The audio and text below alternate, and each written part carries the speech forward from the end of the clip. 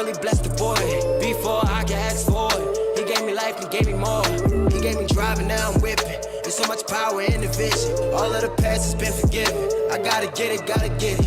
Gotta get it, I know it's power in a vision. I can't be walking by his side where my faith leading. I know he got in every move, so I move different. So every win you see me, just know my God did it. I just walked away. I had to surrender to hurt and let go the pain. You gave me drive and I ain't been whipping the same. I gave you the will and you put me in my own lane. Amen, amen. I've been renewed. No day and no try. I know a calling on my life. Gotta get it, gotta strive. But I'm going all for it. He done really blessed the boy. Before I can ask for it, he gave me life, he gave me more. He gave me driving, now I'm whipping. There's so much power in the vision. All of the past has been forgiven. I gotta get it, gotta get it. I won't conform to the world. I gotta renew my mind. I gotta pray up, pray up. I know it all takes time. I know your word's so divine. I know it all fall in line. Every word you provide, I'm holding on. If we down, then it won't be long. Tapped into the source, now the sin decline like it's overdrawn. We so on. We way up. Ever since you saved us, it's lit up. I've been renewed. No day and no try. I know calling on my life. Gotta get it, gotta strive. But I'm going all for it. He done really blessed the boy. Before I can ask for it, he gave me life and gave me more. He gave me driving, now I'm whipping. There's so much power in the vision. All of the past has been forgiven. I gotta get it, gotta get it.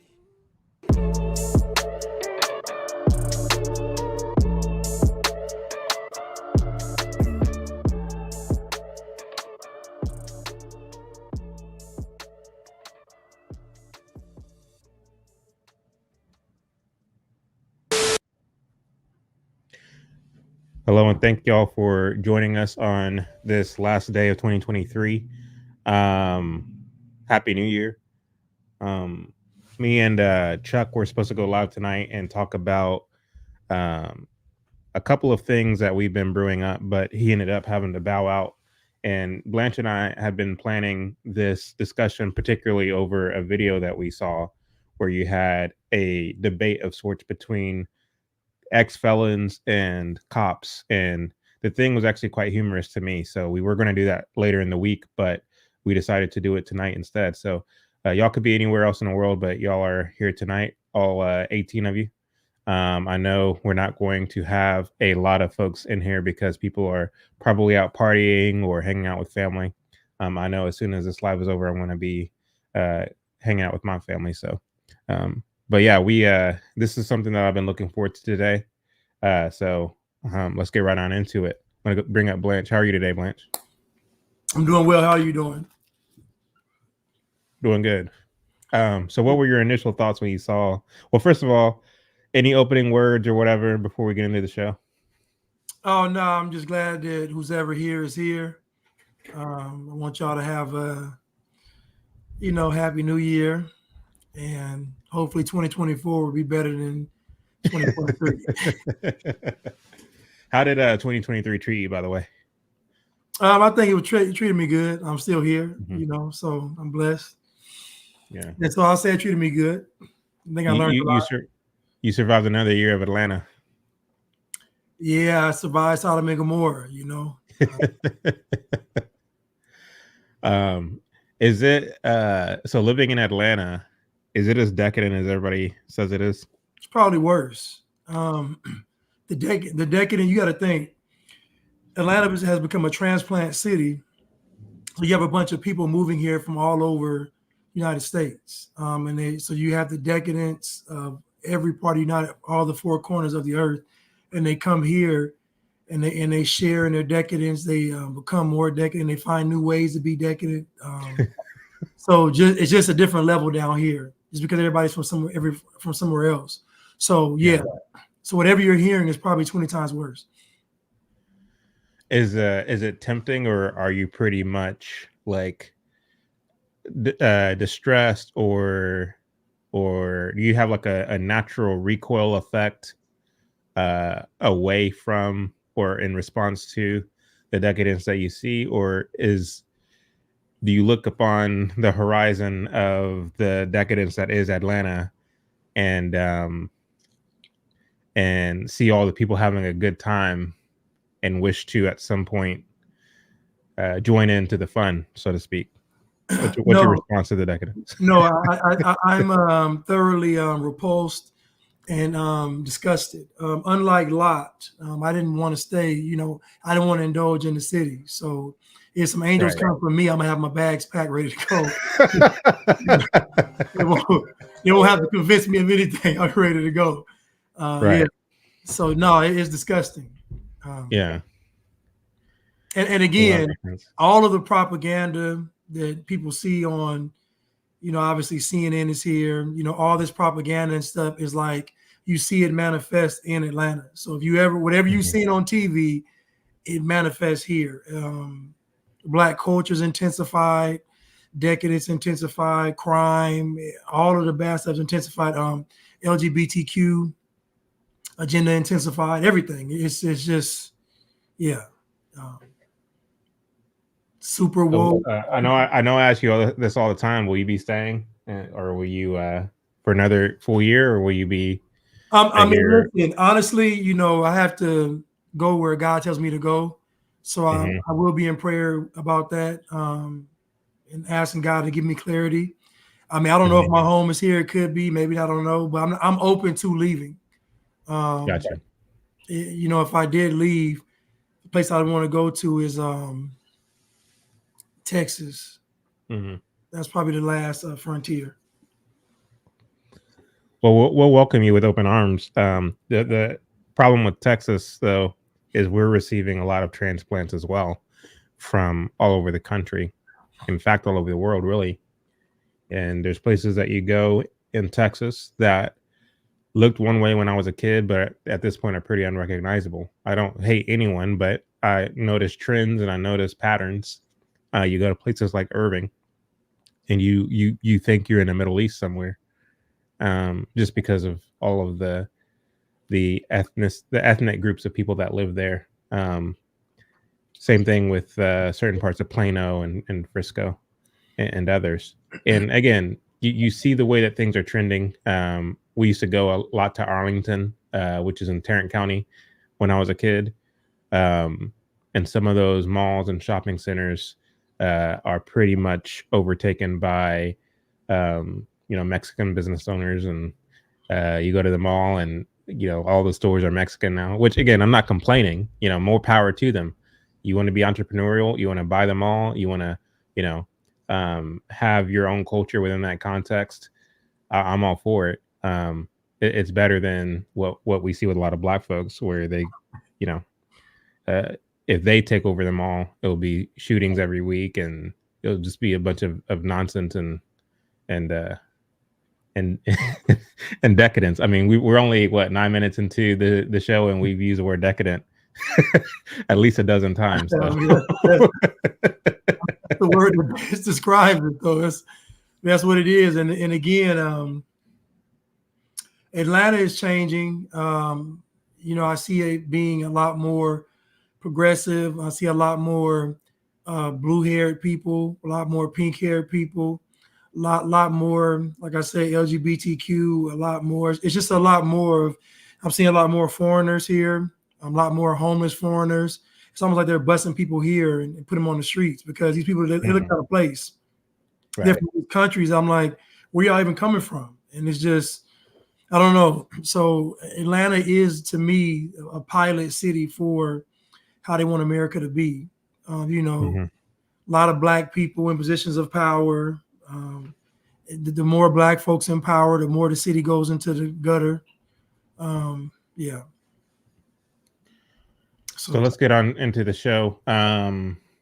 This one is from so we watched this video from Jubilee, who are always putting people together on different sides of an opinion or a topic, and they ask these questions. Sometimes the questions are out of left field, and have nothing to do with the topic, but they ask these questions and the people are expected to opine on the question. This one in particular is called "Are All Cops Bastards? Police versus Criminals?" What were your initial thoughts when you watched this thing? I was disgusted. Normally when I watch these things, I can just watch them and it not affect me. But this actually got me kind of irritated. And I think it got me irritated because these people are supposed to be tough.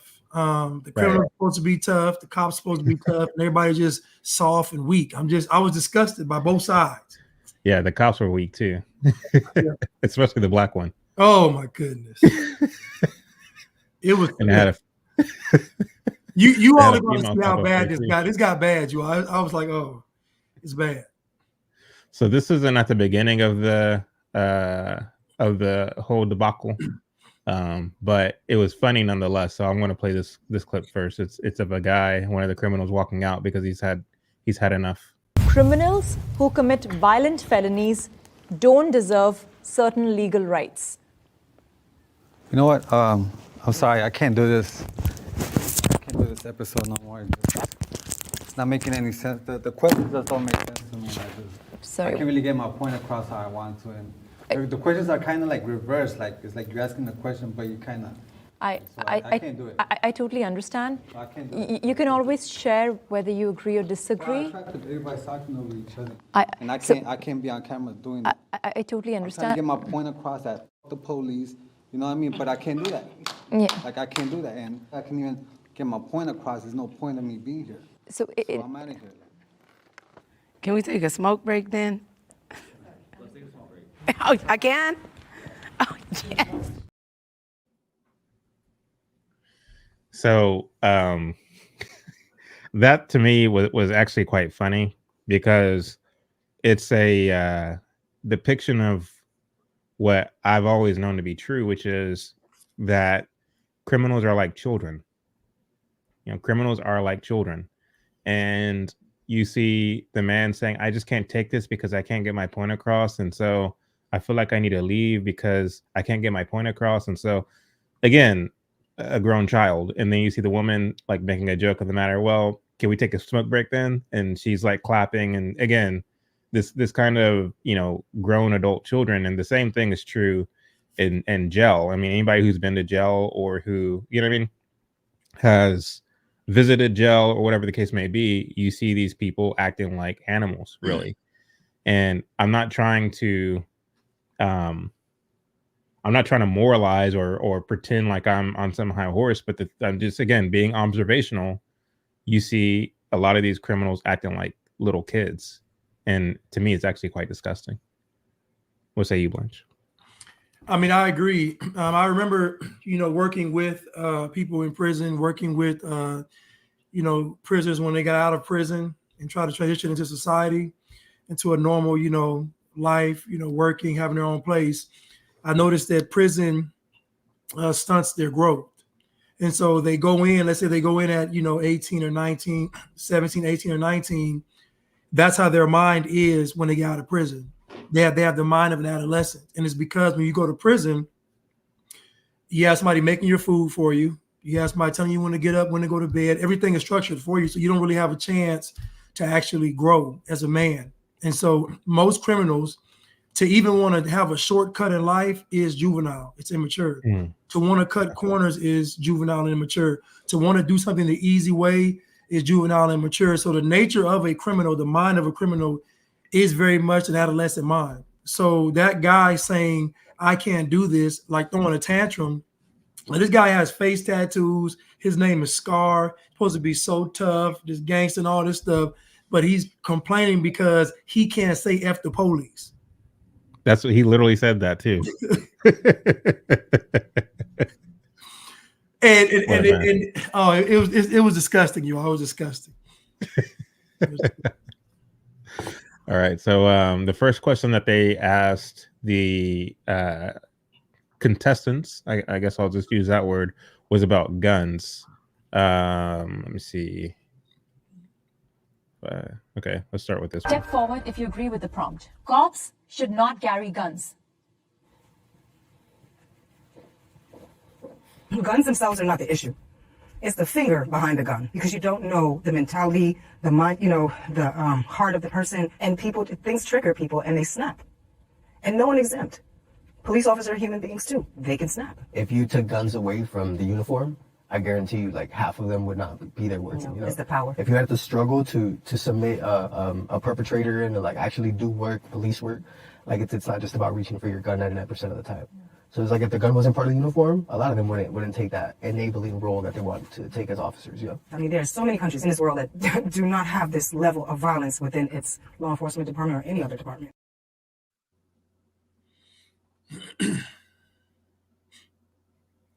So, explain that clip. Well, first of all, you sound kind of low, Chad.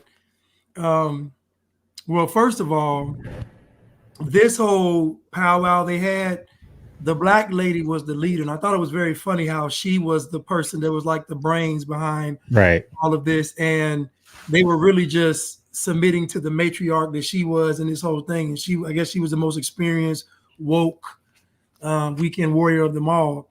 But he said that the police wouldn't do the job if they couldn't carry firearms. If the police didn't have any firearms, then the criminals would just be shooting them. They'd be picking them off like one by one. Like, just imagine if cops didn't have any guns. It would be open season on the police. And so, you know what I found funny about this whole thing, Chad, is that all of the problems are from the police. Like, y'all not doing crime.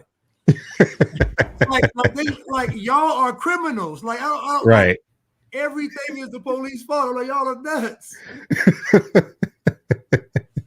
They were saying they get scared when they see the police and all this, and they get like, it's a criminal act to even put on the uniform. That one tripped me out. Even putting on a uniform is a criminal act.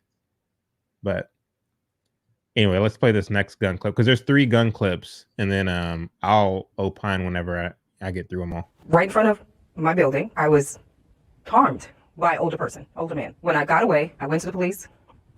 The detective took me to the hospital. Everything checked me out. You know what the police officer did with having a gun and everything else? Pulled me over, saying he was taking me back home. Pulled me over on a dark side of the street and raped me.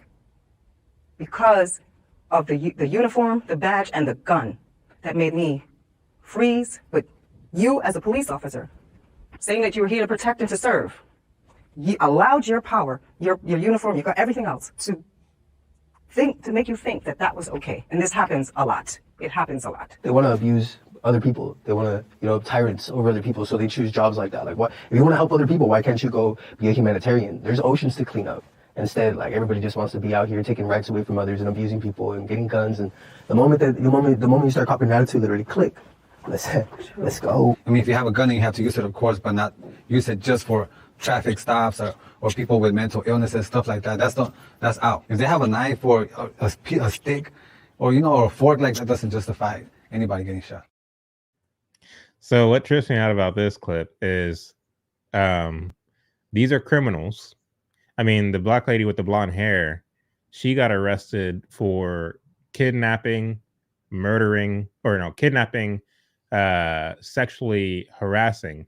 There's an R word that I can't use lest YouTube, does what YouTube does. But her and a group of other criminals, they basically kidnapped this guy, tortured him, sexually harassed him, and then murdered him. And so that's why she was sentenced to prison.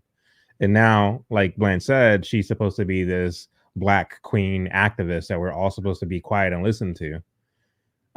But listening to her and her, side of the argument, the two individuals, the 2 Hispanic individuals that were talking, it's almost as if, and this is what motivated the title of tonight's show, it's almost as if, like, they want to be able to do crime in the open without any kind of consequences or repercussions for what they've done.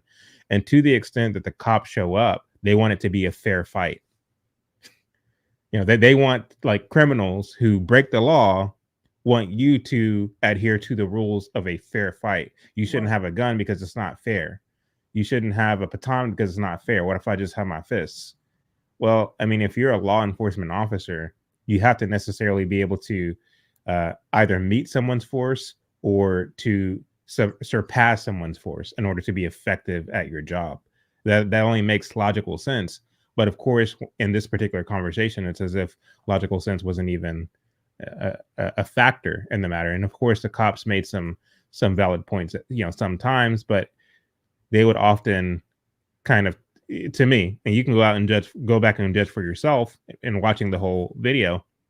But there were a lot of opportunities where, the cops could have shut some of these points that they were making down, but they kept bowing to, or, bowing out of the conversation when the Black woman would speak up, as if, and this kind of goes back to what you were saying, Culture, or Blanche, about how, Black culture has postured itself in the world in such a way to where you can't, people are afraid of it. They walk on eggshells around it. And the whole goal is to turn everybody Black, because you are able to spearhead this kind of demonic culture that everybody has to either get in line with. And if you try to shake your fist at it or challenge it, then you are basically assassinated in the public square, so to speak, because you're called a racist, a bigot. And a lot of people succumb to that. A lot of people don't want to be called a racist or a bigot, so they just be quiet. They just hush up. You know what I mean? So, and I know that's what motivates. You were saying that. I mean, the reality is the only people who are fighting for freedom are white folks, but not even all white folks are fighting for freedom, because a lot of them are doing exactly that. They are shutting up and being quiet when the Black woman or the Black male activist speaks. So, the lady was telling the story. She said that she got assaulted by an older gentleman, and then the cop checked her in and everything, and then took her back, and he R-worded her on the side of a dark alley.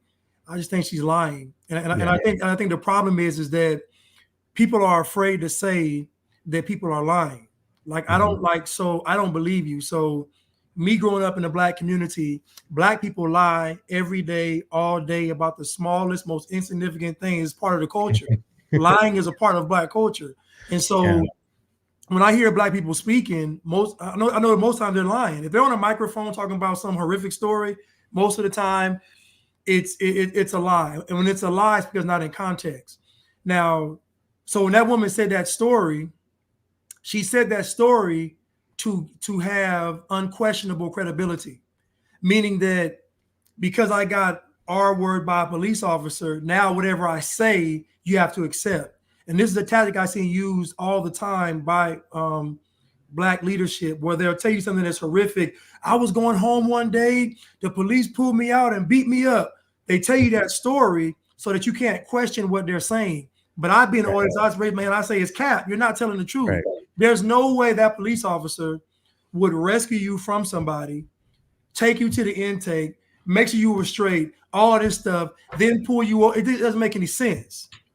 And so I don't believe it. But again, like you just said, the way things are postured is that when Black people are speaking or Black culture is speaking, it's not to be questioned. It's automatically assumed that they're telling the truth. So anytime a Black person is on a stage complaining or crying, everybody believes them. And I'm like, you all have countless examples of people lying.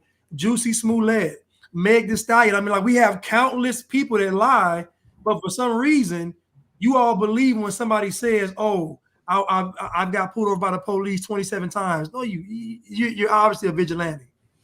Right. And why was she so ready to talk about something that someone did to her, but not what she did to others? As far as like, what's the thing that landed you in prison for 27 years? Right. When she had the opportunity to say what it was, she said, well, how did she say it? She basically insinuated that she didn't do it, which nobody's going to put you in prison for 27 years if they didn't have evidence that you actually did it. But that's not to say that there aren't wrongful convictions, but those are extremely, extremely, extremely rare. I looked into this woman's case because I was curious as to what she did, and the evidence was more than compelling. Oh, I could imagine. I could imagine it was overwhelming evidence. And again, somebody on Instagram said, "Who doesn't lie?" Well, again, you have to say that Black people lie, because when Black people are on television or on a platform saying something, it's assumed they're telling the truth. If you don't believe me, you've never listened to a black person on TV and thought they were lying. You always assume they're telling the truth. And so you have to say, oh no, black people lie too. Everybody lies, but black people do too. And so even with that lady's case, I know in most of these cases I look up, there's so much evidence against the person. To even say it's anything other than just the evidence is insane, because you got like fingerprints, DNA, witnesses, like the whole nine. And it's crazy. Right. And the inconsistencies too. Like you can tell when a person's lying when they're inconsistent. When I looked into her case, her defense was that she was blackmailed into or coerced into committing the crime. That the person who hired her to commit the crime threatened her daughter, and if she didn't commit the crime, then her daughter would be killed. That was her defense. Oh my goodness. Now, all these years later, she's insinuating that she never committed the crime to begin with. So just the inconsistencies. That's how you know that someone's lying. And then too, by her saying that she was pulled over and assaulted, sexually assaulted, I would venture to say that predated her incarceration, which means to say that she would probably tell you that the rough life that she had is what led her in that position to where she committed the crime. And so she's justifying her having committed the crime because she had a rough life, which we'll get to here in a moment. But to me, I don't buy it for a second. I don't buy that whole crime is justified because I had a rough life. I don't buy that at all. But let's get to clip 3. You're sitting there telling us that we shouldn't be carrying firearms? Yeah, you shouldn't. Like, if you guys are just traffic cops and stuff like that, you guys shouldn't. No, if you would go out and then see half of the stuff I see, you may change your perception about what you see. I've been in situations where I've needed my firearm. I've needed every tool in my belt in my career. It's dangerous. So you can't call for backup? If you're a police officer and you have no firearms, you got your pepper spray, you have your taser, you have your baton, and you are responding to Ubaldi Elementary School where there's an active shooter with an AK-47, what are you going to do? I would say that I would call for backup to the proper authorities that would be entitled to have those weapons that are not in the general community. I get what he's saying. No, but what entitled to have weapons? Who? What agency? So like SWAT like in the UK, pub. You yeah, go to like United Kingdom, how United Kingdom, their special force in their police department have weapons, but they're regular. So why should you have the ability to just tote around a gun? That's my question to you. What's that? My question to you is, just because you're a cop, why should you have the right to tote a gun around just because you have a badge? No. That's not what the prompt is. The prompt is cops being unarmed. Cops being all of us. They took it like over an hour to respond when they were there. So you had the guns and you still didn't. What I'm saying is that he's saying cops. Cops is a very, when you say cops to me, you're talking everybody. Every single cop. Okay. And you're saying we shouldn't be unarmed. Okay. You shouldn't have guns at all. Okay. So you know what? Next time there's a big active shooter going into a university, then I guess we're just going to let him shoot all the students.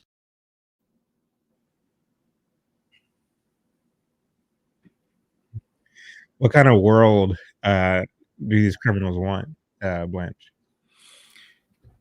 Somebody in my comments said cops act like judge and jury. And the problem is that most people's idea of the police comes from the media and movies. Mm-hmm. It doesn't come from actually, when I was coming up, they used to have like what they would call like ride-alongs, where you could ride along with the police and see what they actually experience on a day-to-day basis.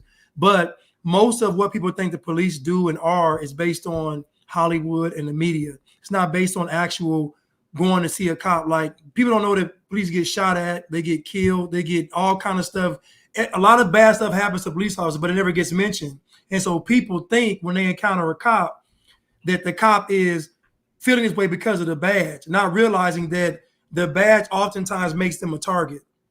What this guy is asking for, what he's asking for the criminals, the crime element, the citizen, to have the upper hand over the police. So that means if you catch me doing a crime, you can't do anything about it. If you don't believe me, anybody listening, look how people treat security officers.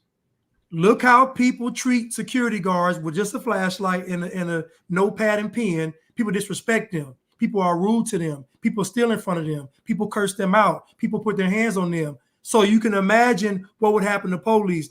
Security guards are a great indicator of how the general public views an officer without a gun. He gets no respect. So this notion of them not being armed is a way to let the criminals roam free and just run and terrorize the earth. Yeah. That's actually a really good point, because I mean, we see the videos all the time on TikTok and IG and YouTube where you have smash and grabs, you have, folks going into department stores and just stealing stuff off the shelf, and you see the security guard in the shot, basically not doing anything. And they're not doing anything in part because they are trained not to do anything. They're basically trained to basically be a presence, an intimidating presence, so people won't be inclined to steal. But that obviously doesn't work because criminals know that they can't do anything. And as we will get to later in the show, um, we see that even our police officers have their hands tied on certain things. So not even they, even though they have the gun and the baton and the mace and the things, aren't able to do things in certain situations. Right. So, the reason I asked the question that way, as far as like what kind of world do these criminals envision?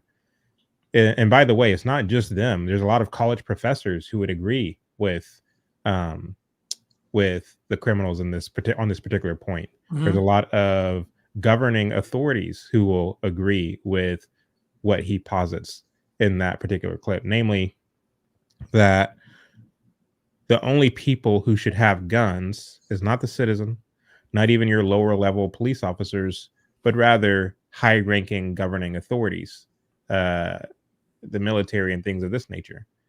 And so that's not the making of a free society. It just isn't. That's more of a communist or totalitarian society where the people are just expected to fall into line, and whether they agree with this legislation or regulation or whatever is being imposed on them at a given time, whether they agree with it or not. It's not, your place is not that of a citizen. Your place is that of a subject. And as such, you don't have the right to bear arms. However, in order to keep you in line, we're going to make sure that we, the government, have arms should you step out of line. And so what these criminals are saying, they think that, they're onto something. They think they're being witty, but in reality, they're ushering in their own destruction and own demise without realizing it. Or perhaps they do realize it. I don't know. What say you, Blanche? I don't think they realize it, Chad. I think that they think an alternative to the police is them being able to do what they want to do. They don't realize that if the police go away, you're going to have martial law. You're going to have guys in suits with army gear and sticks and guns, and like it's going to be worse, because then they're going to be like, okay, we're going to just post up here. You can't leave this street. We're going to post up here. You can't leave this block. We're going to make sure you can't, so it's worse without the police. Even if they bring in robots, it's going to be worse. The robots not going to sit there and negotiate with you. Robots going to assess the threat. And if you seen RoboCop, you have 10 seconds to comply. You know what I'm saying? 5 seconds to it's a robot. So again, people think things like the police need to know when to use their guns and all this stuff. Again, this is media manipulation. 99% of the time, the police isn't doing anything to you. Out of all these police interactions, Chad, 99% of the time, nothing happens.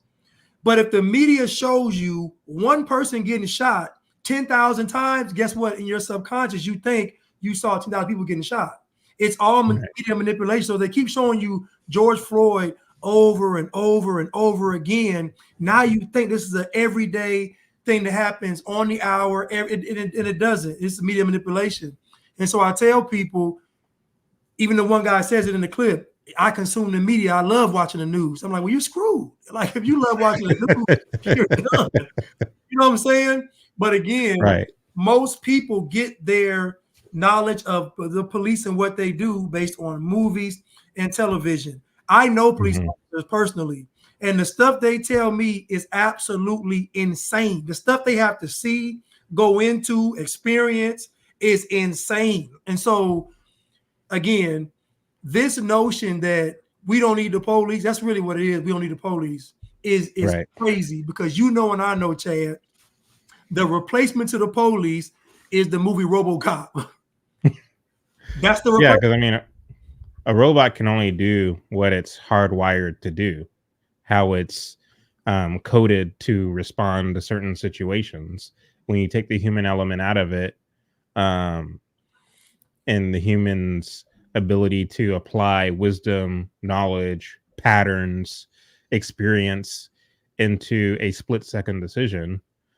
Although the human interaction is not perfect, it's better than robots basically, running the police force or carrying out law enforcement.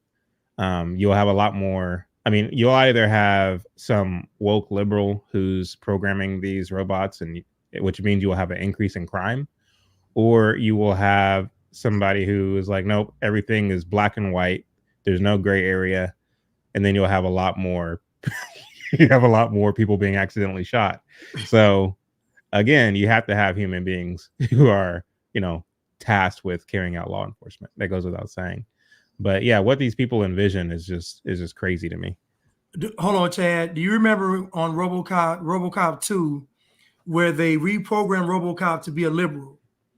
And so I don't know if you've seen it, but in RoboCop 2, I haven't seen it. In RoboCop 2, they make him a liberal. So when he tries to go on the street with the liberal approach. Now, at first, everybody's like, oh, it's RoboCop. Here he comes. Everybody's scared. But when they realize he's a liberal, man, they start spray painting him, knocking him out. They just start terrorizing RoboCop. And so it's just funny that even in the movies, they know it's ridiculous. like RoboCop not being RoboCop doesn't work because the criminal element knows who to play with and who not to play with. So again, when I hear this rhetoric, all I hear is let the criminal thrive, because most of these people, most of these woke folks don't believe that crime is bad because of the quote unquote white man system. So they feel like crime is a sort of a way to revolt or rebel against the system. So they see it kind of as virtuous to do crime. Yeah. RoboCop, let's see here, present. Oh, you want to try to find a clip? No, I won't have time to do that, but I'm looking at here. It says, whoops, that's not it. Let me X out of that.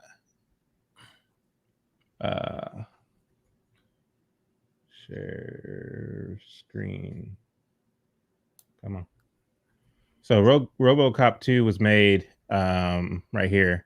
I don't know if y'all can see that, 1990.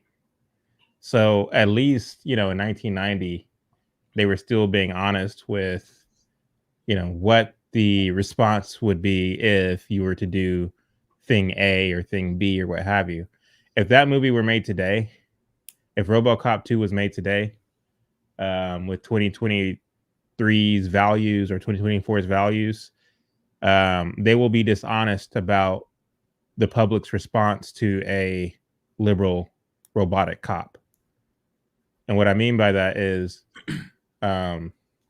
they will say, like, look, if we were to have robotic police officers that were programmed with a liberal mindset, then everything will be perfect and there will be rainbows and butterflies and children skipping on the street. And I mean, they won't be honest about what the public's response to that would be. Yeah. What do you think, Blanche? Yeah, and I think that RoboCop would be LGBTQ. So they would not only would he'd be woke and liberal, it'd be chaotic, but also, he'd be with an agenda. He'd be like bend over and assume the position. So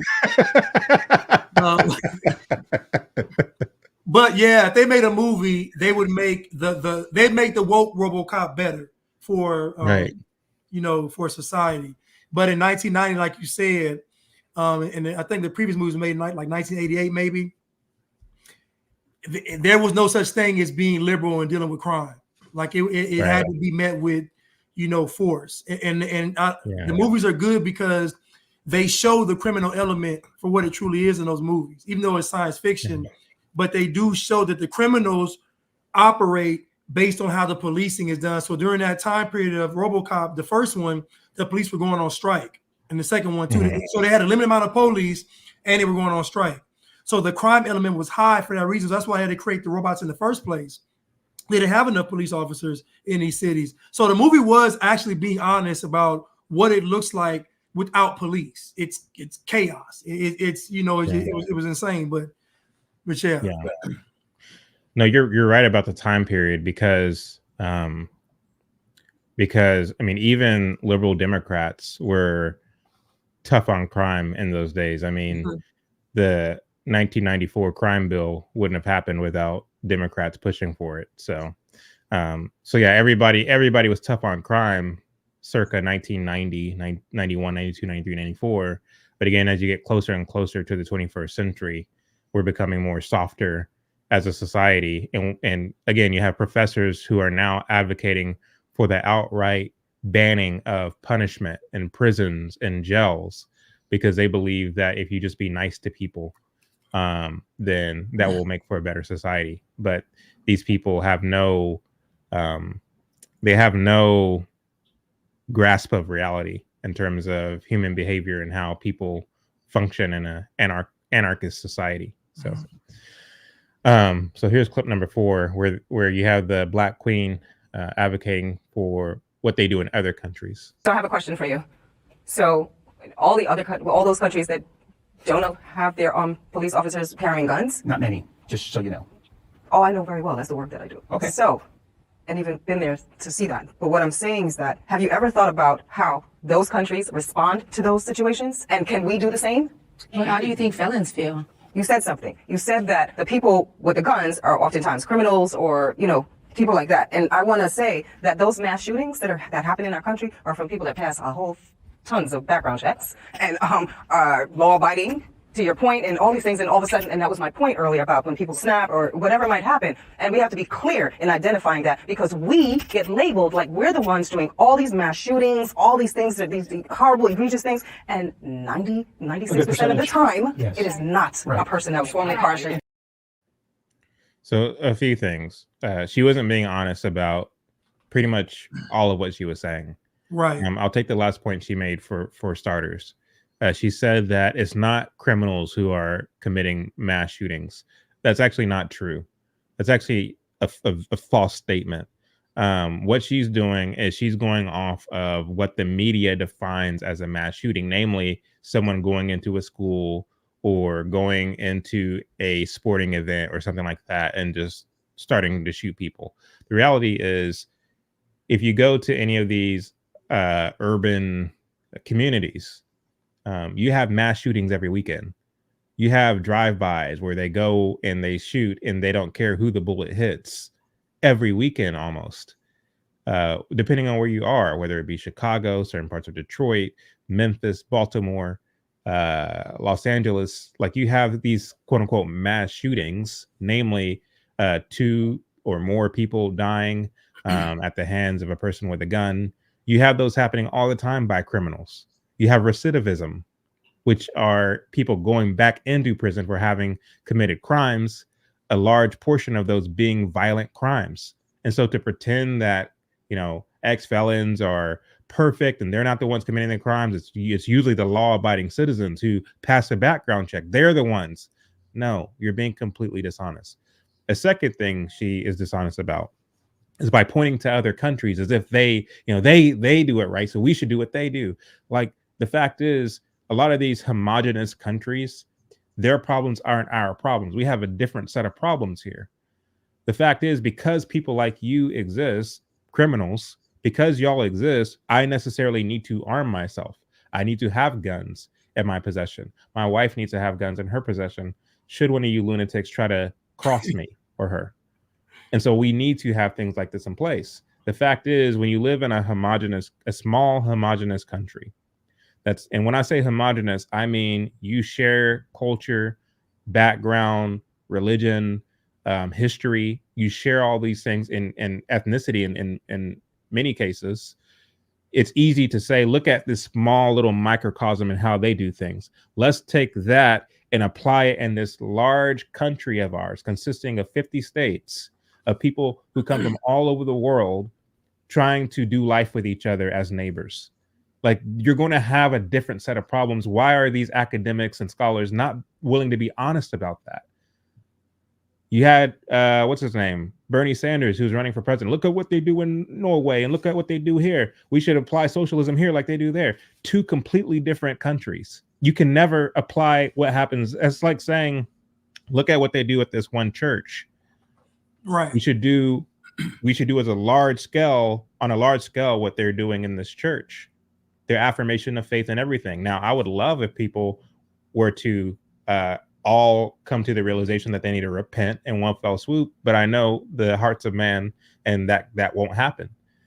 The fact is, because we are such a ethnically and philosophically and culturally and all the way down the line diverse country, you necessarily need to keep the government as small as possible. You need to have law enforcement.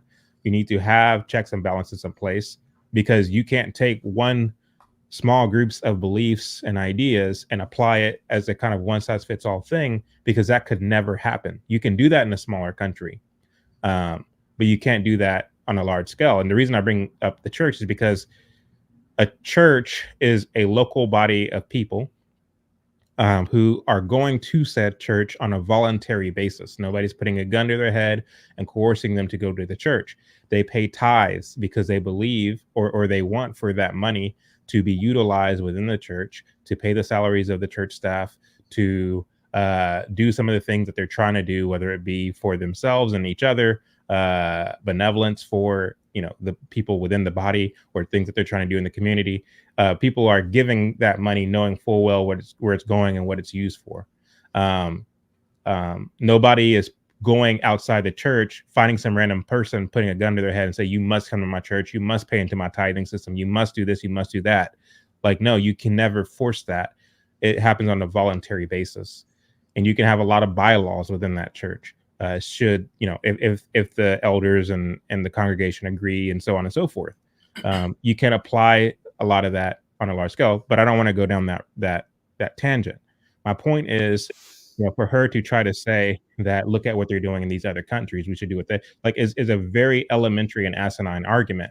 And the last thing I'll say is, I noticed this about people like her, these Black activist types. I noticed the same thing with James Baldwin, and I wanted to mention this last week, but I didn't think of it, which is that why is it that all these pro-Black activists point to European countries as a standard? I mean, you're supposed to be so pro-Black and all this, but you always look to the European countries. You never point to any African country. You can't. Country as a standard. Look at what they're doing in Norway. Look at what, James Baldwin, who said he was so oppressed by the white man and white people are inherently racist. He didn't go to Ghana. He didn't go to Nigeria. He went to France. He went to Paris, France. So again, I don't buy it. I mean, this whole America is racist, the white man's racist, your police system is racist, we need to do something else. Like, you never point to some kind of African tribe in the way that they're doing things. You always point to Europe. So I don't buy it. You're inconsistent. You're all over the place. Your arguments don't hold water. Go ahead, Blanche. And I'd venture to say that you can bring these countries up, but look how they treat criminals over there. If you do a crime in Norway, Poland, and see what happens to you. They're not going to let you out to have some virtue signal. You're not going to get a lighter sentence because they want to send a message to the world that we're liberal. You're going to go to prison. So at the end of the day, they point to these countries, but these countries don't play when it comes to crime. They don't. So over here in America, you can literally not get in trouble if the media gives it enough attention. And so I just think that them pointing to these countries, they don't talk about the cultural aspects of the country and the social aspects, and the fact that they don't have as many criminals because of the consequences. Even in Japan, same thing. In these countries, it's because of the consequences. They don't have that many criminals. Here in America, you hear people talking about how many times they've been arrested. I've been arrested 15 times. You're not getting arrested 15 times or nowhere. You're going to sit in prison. So again, I don't care what they say about these countries. Go over there and commit a crime and see what happens. Places because in our country, you have the benefit of people in politics that are liberal. You have the benefit of the media. You have the benefit of all these things to where if you do a crime, depending on how the crime is and how they spin it, you can become a hero doing a crime. In those other countries, they're not putting on some media campaign to make you a hero. You're going to prison. And so they point to these countries where when James Baldwin went to France, he wasn't protesting. When James Baldwin went to France, he was following the rules. When he's supposed to go to other countries, they go to these countries and they follow the rules. Now, when he comes back over here, now he wants to put his fist in the air and wants to yell and scream and have a sit in and do all this stuff. But over there, he did what they said do. And so again, this crime element is different here because all of this stuff, there's a political party in our country that feeds off of all of this. They feed off the criminals. They feed off how the criminals are viewed. They feed off of crime. They feed the liberals and Democrats. This is a talking point for them. This is one of their foundations. I think the lady even said it. She was like, she said something about, I forgot what she said about the criminals. I hope you got the clip. But she said something, and I was like, oh, there it goes right there. But even to the matriarch's point, the black lady's point, she's talking, but keep in mind, this woman kidnapped somebody, tortured them, sexually assaulted them, and murdered them. Like, she's talking like she's above all of this stuff now. Let her go to Norway. Let her go to Poland. Let her go to Japan. Let her go to England. Let her go to any country where the police don't have guns and do that same crime she committed and see what happens to her. She either getting life in prison, not 27 years, or death penalty. One of the two. Yeah. No, I've heard people tell me stories about policing and various parts throughout Africa where, if you're caught stealing something, the police kind of figures they have there will literally start beating you with sticks. And so it's funny because people think that we have it so bad here, when the fact is, when you consider our justice system and how a person is considered innocent until proven guilty by a jury of their peers, and I think that we give way too much leverage to to criminals than people like to believe. So, but anyway. Hold on a second, Chad. Somebody brought up Brittany Griner. Brittany Griner spent, how long did she spend in Russia? Was it 6 months or something? She was there for, Well, however long she was there, she lost her hair fell out. Like, look at what happened. Just her being in a Russian prison, how she was quiet. She wasn't saying that. She wasn't bucking. Well, you know why? Because when you do crime in other countries, there's a consequence. Nobody's going to save you. So I think Brittany Griner is a great point on how other countries deal with criminals. When they catch you, it's going to be a problem. And based on the crime you commit, you may get your justice right there on the spot. And so again, if you kidnap the wrong person, murder the wrong person, shoot an elderly lady, like how we do over here, shooting kids and ladies over there, in them other countries, they're not going to play with you. And so, like you're right, Chad, it's very juvenile, it's very asinine, just to even bring it up to say we should do it like them, knowing good and well they wouldn't even do it like them. You're not going to obey them. You're not going to get upset and not want to loot and riot and steal flat screens and bundles and hot wings and Jordans. You're not going to do that. Come on. Yeah, they were still in raw chicken out of the freezer. Raw chicken. I remember in Atlanta, they had the biggest, I'm not lying, they had the biggest hot wing heist. They robbed an 18-wheeler of all the hot wings. I'm serious. The biggest hot wing heist in the world, and it happened here in Atlanta. They sold like that makes sense. $150,000 worth of hot wings. Like, it was something crazy. That actually makes a lot of sense. Now, if you told me that it happened in Wyoming, I'd be like, nah, you're lying. Yeah. But Atlanta, that makes a lot of sense. Let's move on. There was, Rodney King, there was Emmett Till. What social media has done is just allowed everyone to see what's happening in the moment. I mean, it's to the point where it's not even harmful anymore. It's tragic. Why? Because we're all human beings. And there's a culture of violence that perpetuates within the department itself. I'm addicted to the news. And every time I turn on the news, it's another cop kid. And like you said, maybe they don't report what's good out there, but they do report the bad. And I watch it every day of my life. Like, I see how the cops treat people. Technology is policing you. So technology has little air. Human beings are policing us in the community of a community that you don't even know our values. You come from 30 miles away is a difference in the values. So I believe that it does need more exposure beyond the cameras that y'all. Well, I think if I grew up in the community. I'm not judging you, but yet you see me with a uniform, you automatically judge me. And I don't think that's fair. Well, because that comes from her experience. That's what she's trying to say. It's like as soon as the uniform is put on, the badge, it like, and for most, because I'm in that work and I see it, and it's like the ego comes in, or that power. And as human beings, we must feel like we're in control. It just seems to be an innate thing within all of us. Oftentimes, people with titles and roles allow the titles and roles to justify what they do. You have some conscience. That's what I'm hearing. So, again, the Black Matriarch. This, by the way, isn't weed, y'all. This is a cowboy cigar. Chad smoking that blunt. That's what that is. Nah, I'm not smoking a blunt. This is a cowboy cigar. So don't think I'm up here. You know, I haven't smoked weed since I was 16 years old, and I regretted it. That's the only time I've ever smoked it, and I'll never do it again. But I mean, that clip, I mean, you heard a lot. You said you heard Homeboy say that he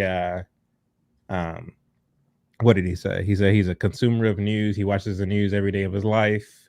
You heard just a lot of nonsense. Blanche, what were your thoughts?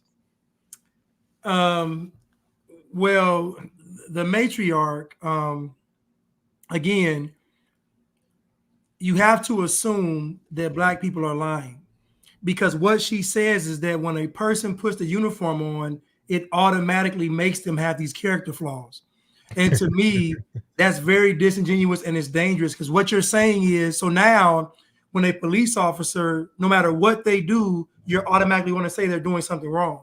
And so I didn't like when she said that, because I know that most people hear that and agree with it, that the badge and uniform makes somebody into a different person. Like it makes them into this monster. Meanwhile, she says that America has a culture of violence. And I want to say this again. She went to prison, literally, for murder, kidnapping. It's like, so the crazy thing about her is she's acting like she isn't a part of none of this. She's putting herself above it. And then the guy says, with the tattoo tear on his eye, a very big tattoo tear. Tattoo tears mean murder. So that means he's glorifying murder, and he's telling you that I consume the news and the police are bad, but I want to let the world know I'm a murderer.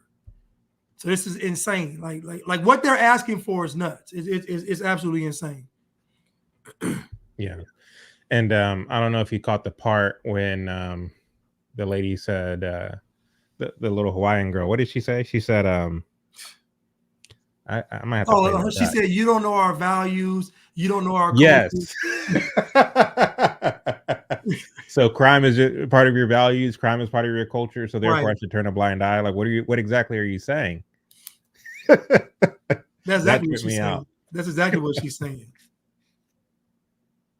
No, it's okay. It's okay. We pickpocket people here. It's understandable. You should know that when you step out onto the street, you're going to get pickpocketed before you get to your car. That's part of our values. What are you doing trying to arrest me for this? Give me a break. Let's see here.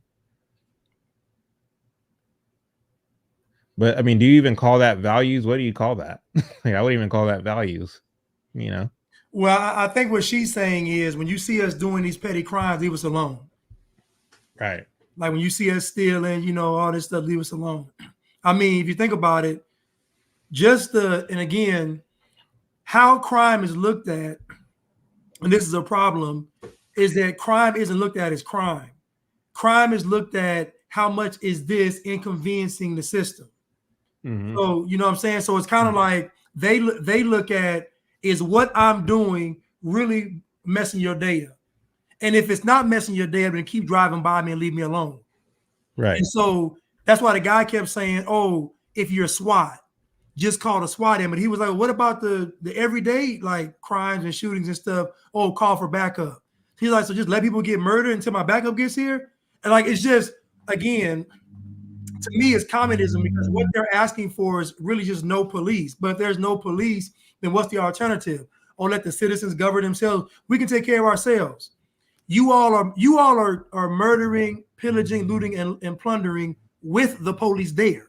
Could you imagine if they weren't there? Right. No, but yeah, that tripped me out when she said that, you don't know my values. Here you come 30 miles from where I grew up, and you're trying to police our culture with your values from 30 miles away. And it's just not right. When it's like, no, the law is universal. Right. Right is right 100% of the time, and wrong is wrong 100% of the time, which is, goes into the clip that we're about to get into, where they asked the question, is crime justified, or is crime never justified? I think is the way that they framed the question. But again,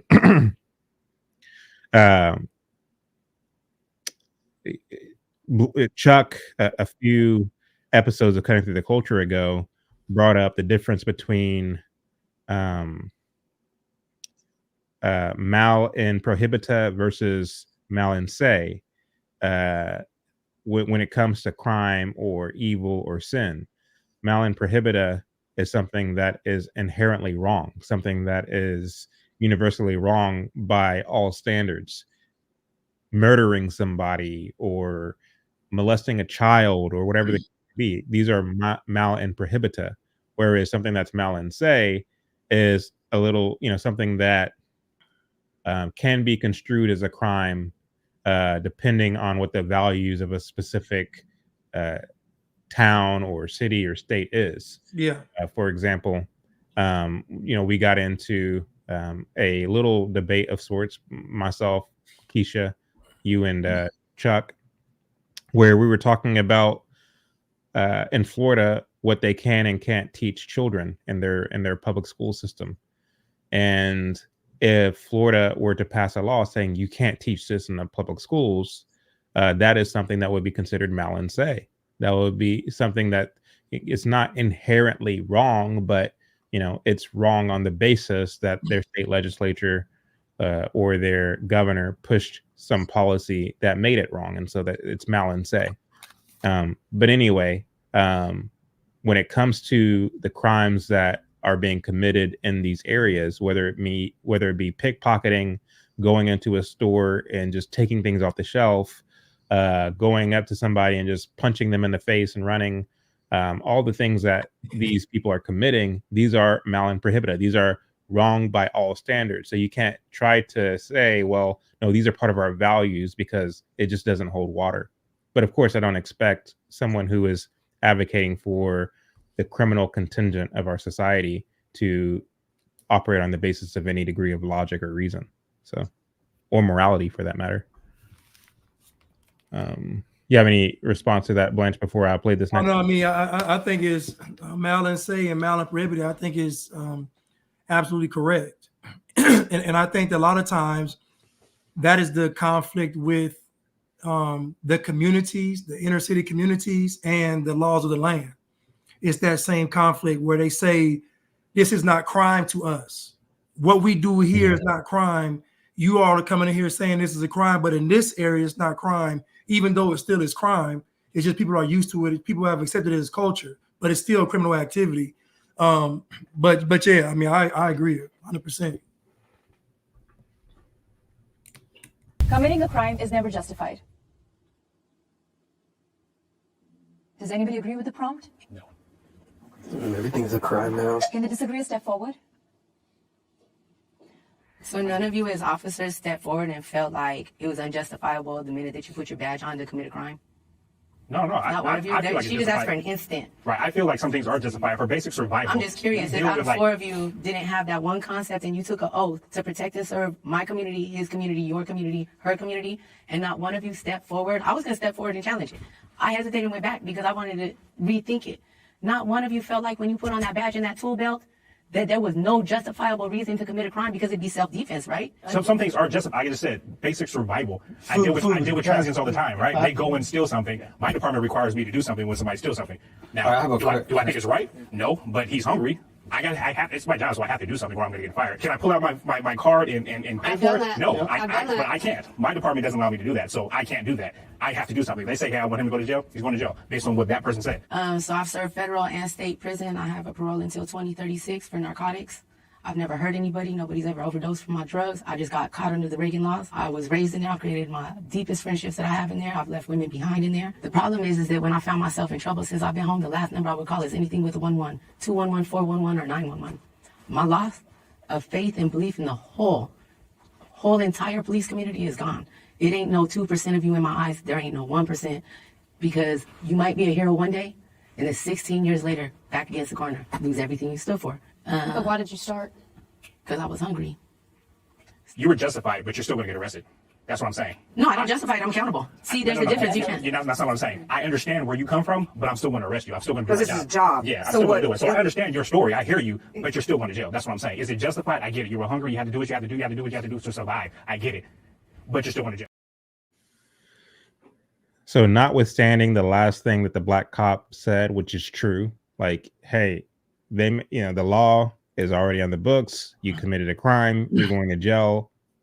Notwithstanding the truity of that, everything else he said, in my opinion, makes him weak. It just does. To say that, to insinuate that her answer of "I was hungry" is a justifiable reason to sell narcotics. To agree with that tells me you're weak. It just tells me you're weak, because there's never a justifiable reason to sell drugs. There just isn't. I don't care who disagrees with me in the comment section. I don't care how many, sellouts I am or how many Uncle Toms I am. I don't care about any of that. There's never, ever, ever, ever a justifiable reason to sell drugs. All these jobs we have out here, everywhere I go in Texas, I see now hiring signs up. I own a plumbing company. I know other people who own plumbing companies. I know people who own mechanic shops. I know people who own all kinds of different businesses that are above, low skill jobs. And they tell me that finding good people is just hard to do. So I know there's jobs. There's more jobs than there are people. There's never a justifiable reason to sell drugs. And so for this so-called cop to say, I agree with you, but at the end of the day, you're still going to jail. Okay, it's great that they're still going to jail. Thank you for doing your job, but you don't deserve a cookie for doing your job. But to me, like, his brain is messed up to think that that's a justifiable reason for somebody to sell drugs. Anyway, go ahead, Blanche. Somebody in the comments says, "Stop it, dude. You know these jobs don't pay enough for rent." Let me say this, LL Lewis. 99% of the people that sell drugs make minimum wage. This notion that people sell drugs and make all this money is a false notion. Most drug dealers are nickel and dime drug dealers, because most drug dealers, they're lazy. Most drug dealers have the same character they have in life. So that means if they want to cut corners in life, they're going to cut corners selling drugs. If they didn't get up early and work hard in life, they're going to do the same thing when it comes to selling drugs. You don't get work at this because it's dope. So that's false. Most drug dealers make a regular wage of living. I'm sorry. So if a person can't make rent with the regular job, they can't make the rent selling the dope either. That's why they see a whole bunch of them in the house. So again, she said that she's been to federal prison and that she's been to state prison. Now, Chad put a video up where Chad was changing a pipe. I don't know if it's like a pressure gauge or some kind of thing to control the water pressure. I don't know what you switched out. I don't know what it's called, but you put a video up of you doing your job where you like took that piece out and you refit and you put it in. The same detail that Chad put into that is the same detail that goes into cooking up some dope. It's the same concept. So selling drugs, the act of selling drugs is the same as you would on any job. You have to manage your time. You got to manage your money. You got to manage your resources. You got to have your tools. It's the same concept. So again, this notion that someone has to sell drugs is absolutely insane. And I'm going to say this. The Bible said, "Thou shalt not steal." Just because you are hungry doesn't mean you get to steal. Just because you are downtrodden life doesn't mean you get to steal. It's your fault to where you are. Now, if you're a child, most places I've been, they look out for children. But if you're a grown woman and guess what? It's a whole bunch of men around you. It's men you sleeping with, It's a whole bunch, and you talking about you hungry, that's your fault. You don't have justification to commit crime because you are hungry. I'm sorry, you just don't. The Bible says thou shalt not steal. You know, I think Chad is doing something right now. But yes, LL Lewis. So again, most folks selling drugs, nickel and diamond. There is no justification to commit crime. I would have stepped forward. There's no justification. Zero. Because how do you justify taking something from me? And what they're doing is they're making us believe that there's a virtuous aspect of being a criminal. There's some honor in being a criminal, like the Robin Hood story. The Robin Hood story is the greatest propaganda ever created. Where we're gonna rob from the rich and we're gonna give to the poor, like the rich didn't work to get what they have. It's a false premise. Eazy-E said, I'm a rob from the rich and hang with the poor. He wouldn't give y'all no money. So just understand the Robin Hoods of the world ain't giving y'all no money. They gonna rob the rich and then they gonna live lavish and then sprinkle y'all some crumbs. Blanche, I don't think I would have stepped forward because of the way that the question was framed. Because when it comes to the word crime, that word, that's the thing that would have kind of tripped me up in terms of stepping forward. I do think that there's never a justifiable reason to do evil. Like evil is never justified. Right. However, you know, crime is defined by a given legislature, whether it be a state legislature or Congress or whatever the case may be. And the way things are going, they're calling things crime that are not crime at all. In some states, it's a crime to homeschool your children. So I would obviously be considered a criminal in that respect. So I think, like, I get what you're saying, and I agree 100%. Like if we're talking about evil or sin, but as far as crime is concerned, it gets a little murky there because it depends on who the legislature is and whether they are operating from biblical principles, right, or whether there is some other woke stuff. You know what I'm saying? Yeah, I got you. I agree. Why does my screen keep going out? Let's see here. 7. You're doing a job that the department told you to do. Right. You just said that, would you want it to come out your pocket to probably feed the person that was stealing something because they're hungry? Because in your humanity, you know what it's like to be hungry. Agreed. But in your job, you know that if you don't do what you're told, and the procedures and stuff, that you're going to get in trouble. You probably lose that job, and that's not something you want to do because you also have to feed your family and feed yourself, right? Absolutely. So I think we can all agree, some of you have good intentions, and you go in with that. But it's a department that has a culture of violence. You can't help but to pick up some of those traits. Number one, because you want your job. Number one. So I served 27 years in prison, in a maximum security prison for women. I had a sentence of 25 to life for the crimes of kidnapping and murder. That's what I was convicted of. Did I do it? That's a different story. No person that represented a system helped me. Punishment has become the response to every damn thing in this country. Because it's like we're out in the street living every day to survive. We're out in the street doing our own thing. When you guys as colleagues come after us, like at what point does it justify your colleagues to do all that stuff just because they have that badge? When y'all colleagues are shooting at us, how does that justify you guys' crimes? That's what I understood from her. I understood like when you guys are, that's what I got. Yes, I was agreeing with what you're saying. You're out in the streets and, you know, you guys come and do all this and that. Well, who's calling? Who's calling us to get to where you're at? Valid question. And again, we're out here in the streets. We're just trying to survive, and y'all are harassing us. Like, who's calling the police on you then? I'm more concerned if I'm a police officer with a law-abiding citizen who's calling me to come do something about you than your feelings as a criminal and you're being inconvenienced by my showing up to do something about you. And again, you have the Black Queen matriarch, as Blanche calls her, who is, I mean, to me, just, you know, slick-tongued, very cunning and conniving like Satan. And what she's doing is she's rhetorically justifying or advocating, I should say, the all-out removal of policing. Notice what she said. She said that we make punishment the response to every damn thing in this country. If you commit a crime, you should be punished. We as parents implement this in our very own households.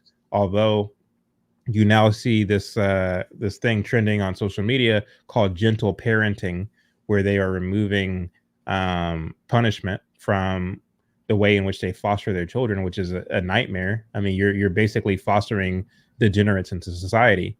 I remember years ago, Will Smith and Jada Pinkett Smith saying that they don't punish their children, and look at how that turned out.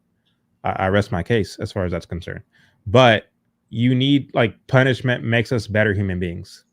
You know what I mean? Like, knowing that there's consequences for your actions makes us better human beings. So when we make prison all nice and comfy, we give them cable TV, we let them go out into the yard whenever they want and all the things, you know what I mean? You make it similar to a hotel that you can't leave. Who would want to be deterred from going to that? If you're somebody who, by your guys' admission, he was just hungry. Okay, so if I'm hungry and I'm not able to make it out in the streets, but I know if I commit a crime, y'all are going to go, like, y'all are going to feed me 3 times a day. You're going to give me snacks throughout the day. I have a bed that I can sleep in at night. You know, why wouldn't I commit a crime just so I can get off the streets and have shelter? Again, you have to make prison a place of punishment, because that's the only way that you can keep a civilized society. So, you know, as eloquent as she is in her speech and her ability to express herself and the ability for her to speak and for everybody else to shut up and listen, to not use this knowledge that you have to think about, okay, let's say that I get my way. What will a society look at then? The fact that you haven't gotten to that point, or the fact that you just disregard that point entirely to still pursue this utopia in which you speak of, tells me that you can't be trusted and that you're working on behalf of Satan. I mean, and you heard what she said, Chad. I agree with what you just said. You heard what she said, but because that's your job, you can't help but pick up the bad habits. And again, she alluded to it, once you become a police officer, you're automatically bad. So there's no redemption, in other words, for a police officer. Somebody has a question for you, Chad. They said, who is making the prisons comfortable? Is that a real question, or are you trolling? No, it's a question, because this person. No, I'm not saying you. I'm not saying the person who's asking the question. Are you trolling, or is that a serious question? No, because this person believes that the police aren't held accountable enough. So he's kind of probably in the middle in this conversation of how he feels. But he's asking who's making prison comfortable for the criminals. Okay, so rather than taking my word for it, I'll give you some homework. Go look up criminal justice reform and things that are being done and advocated on behalf of criminal justice reform, what they strive to do and what they have successfully been able to do. Not only that, look at Kamala Harris's record. Yes, she's known for, everybody likes to say she locked up a lot of black men, but also look at her, the things that she did to try to basically continue recidivism by letting a lot of people out. Like, she didn't lock these people up and throw away the key. It was actually more sinister than that. A lot of these people were getting out pretty quickly. So when you look at Kamala Harris and a lot of these other DAs, particularly the woke DAs, they're not doing anything to really push law and order, because if that were true, then where Kamala Harris served before becoming a senator would be, you would see a decrease in crime if she's locking up all these Negroes the way that they say she is or was.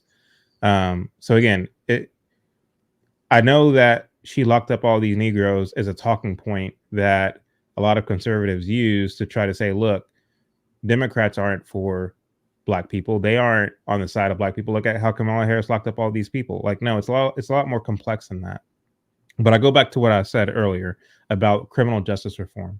There's a lot of folks who are working from outside and within government on, on behalf of criminal justice reform to either lighten sentences, to make the prison experience more posh, or outright get rid of the prison entirely.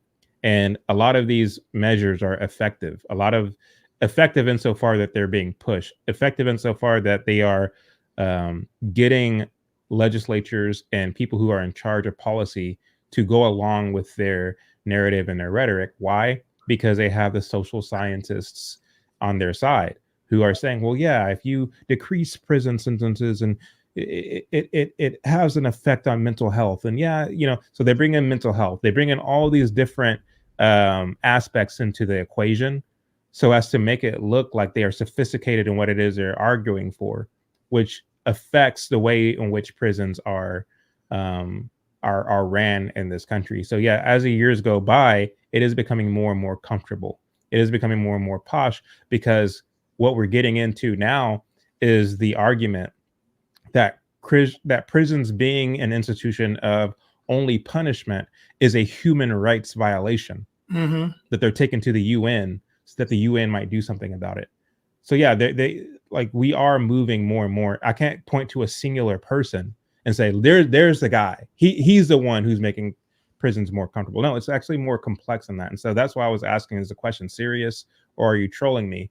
Because if you're asking me to name names, to name a specific person, as opposed to addressing what it really is, which is a pervasive thing that's happening all over the country, and through various schemes, then that's a whole conversation that's going to take more than this live to answer, with all due respect. You know what, Chad? I think that it's an unrealistic thing with holding the police accountable. And I'm going to tell you why. Because police accountability is driven by the media narrative in Hollywood. It's not driven by what a person actually experiences. It's just not.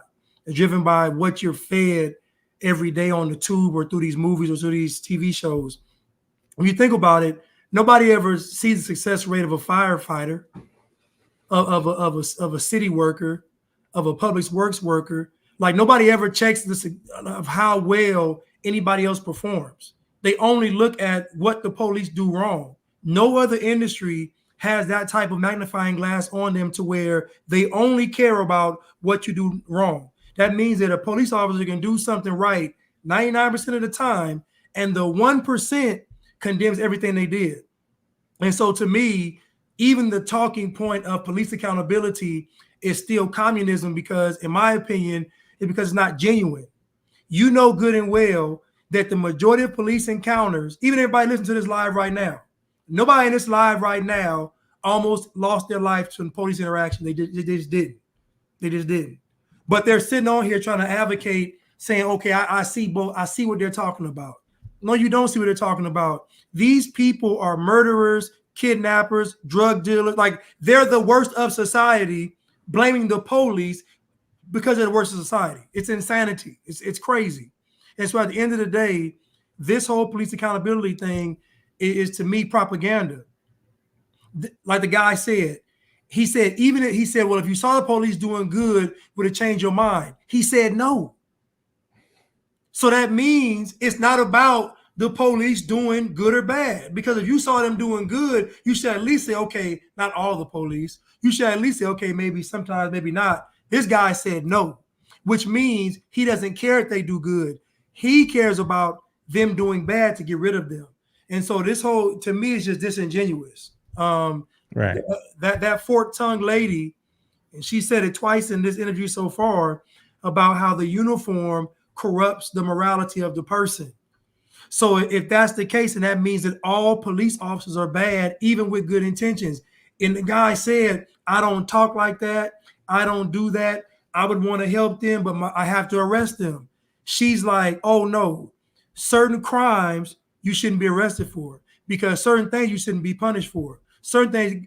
So what does she want? Intervention. Have you seen that one clip a couple of years ago? It was a guy in Philly. Keep in mind, he was the second guy to be shot by the police in Philly, and it was November.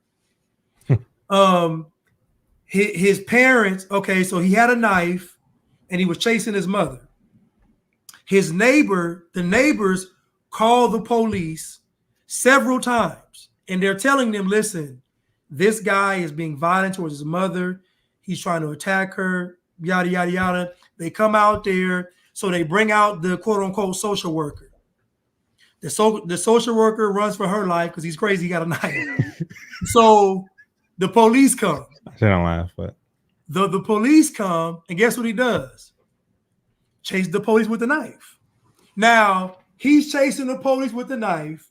The police telling him to stop. Now, everybody in the comments is saying, shoot him in the leg, shoot him in the...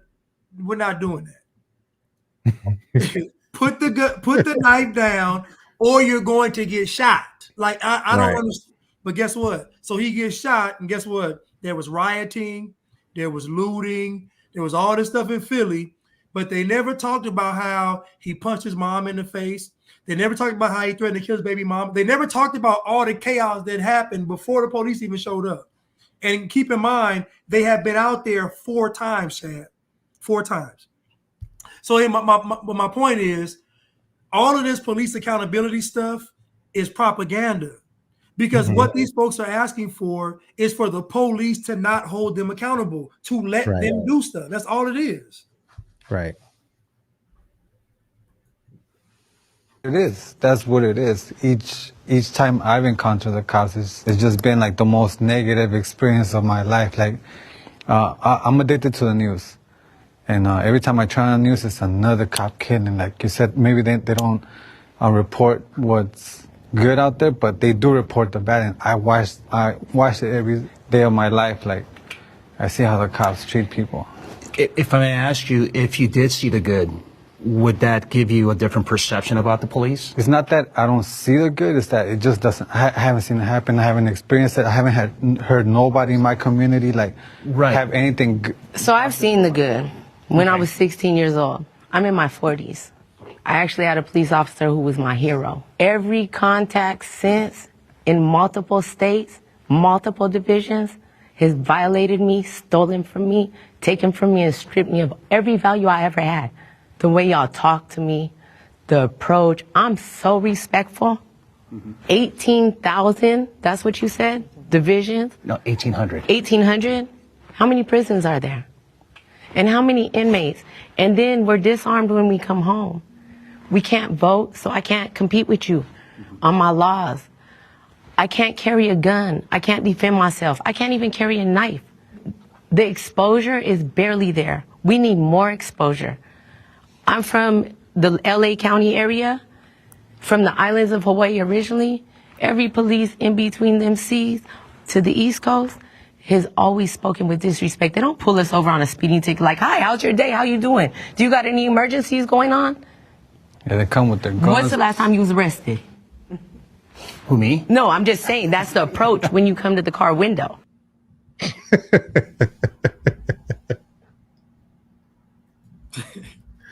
Oh, my bad.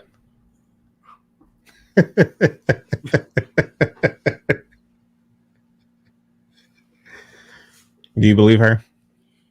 This woman said, I done been arrested in multiple states by my multiple police agents. Like, and she's been arrested in the sea between Hawaii and the East Coast. She's a pirate, ma'am. Ma'am, you are trafficking drugs across different states. Of course, the police are going to be nice to you. You're bringing drugs into their state. Like, listen, she's been to federal and state prison. I'm telling y'all what, she is a drug trafficker. So her saying they're not nice to me, ma'am, you got kilos all in the trunk. What are you talking about?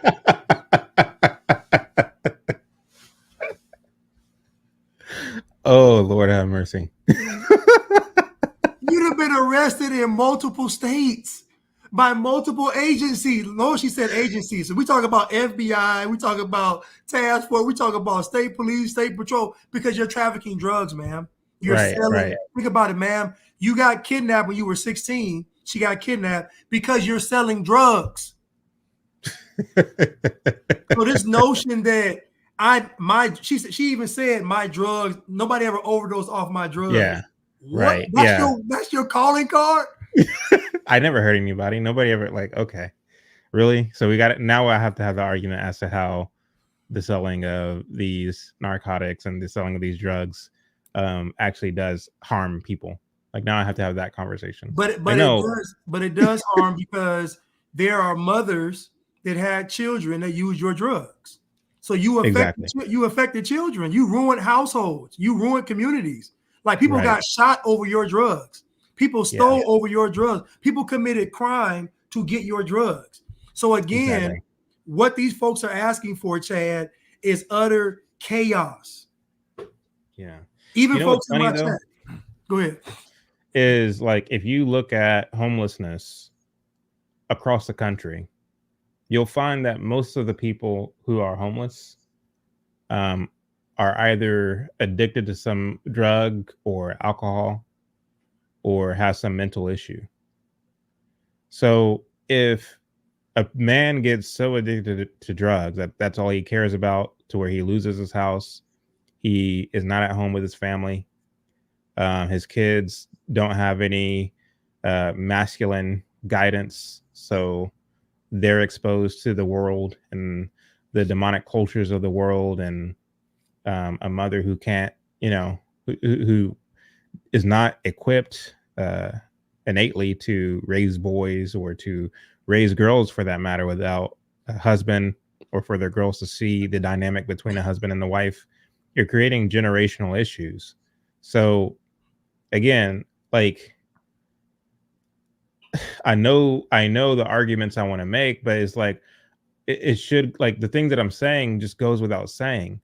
It just goes without saying that, whenever you're selling these hard drugs to the community, that it does have an effect. It does harm not only people, but households and generations to follow.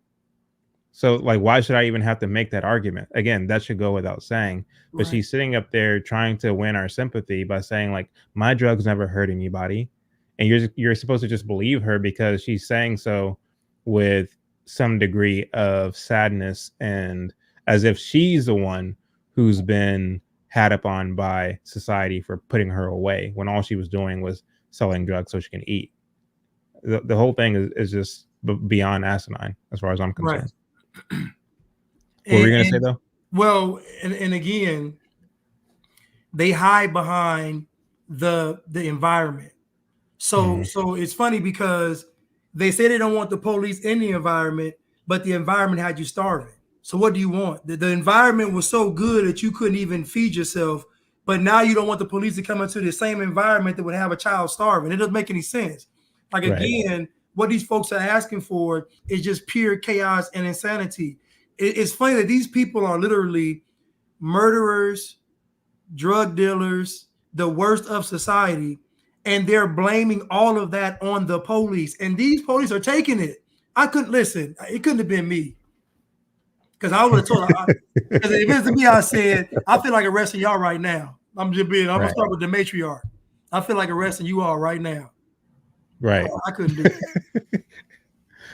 Because in many ways they're worse than the criminals, because the criminals are out there committing crimes and trying to keep a low, try to stay low key, but they're out there actually on television or on YouTube advocating for destruction. So in many ways, I think they're worse.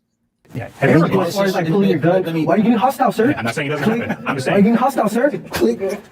You good? Yeah, so I feel like you're getting hostile, sir. Put your hands where I can see him. Click. Okay. There you go. So I'm going to tell you what I always just say in the streets when I work patrol. Do we agree here? This is what I was going to say. I'm going to tell you what I always say in patrol. And this is what I said in my earlier comment when we get painted with this broad brush. First of all, I would have given you a ride. When you say you, I just want to make sure and be clear that me personally. That's why I took away though. Hold on. Let me finish.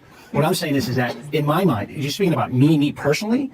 I would have helped you no matter what. But I don't need your help. I've advised you. Roger that. That's fine. And you know what? And I would have went to Starbucks. I would have took off and went to Starbucks and got a cup. I would have took off, went to Starbucks and got a cup. I understand that. But what I'm saying is that I'm going to tell you what I always used to say when I used to work in the streets. You know what? I can't speak and I can't feel what you feel. So why did you? Let me finish.